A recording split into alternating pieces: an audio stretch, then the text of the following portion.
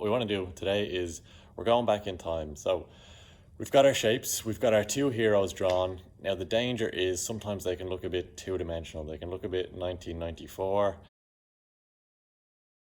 Super Nintendo, when we want them actually to look a bit more Renaissance, a bit more Michelangelo. So like they're coming out of stone. If you look at his superhero-esque sculptures.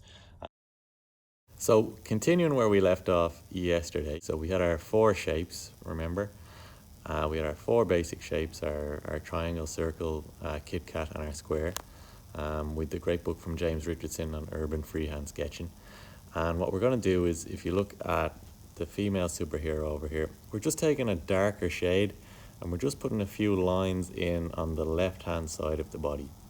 What this is doing is just creating a shadow, and again it's given that way that the person is actually emerging from space, the chiaroscuro method, rather than being a flat two-dimensional object.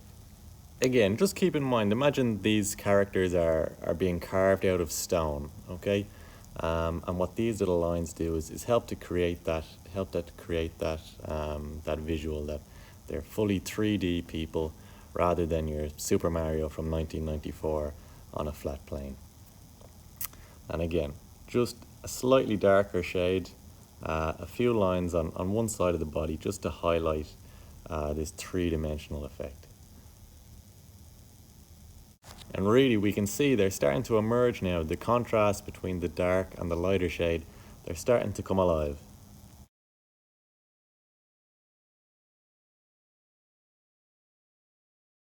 Make sure,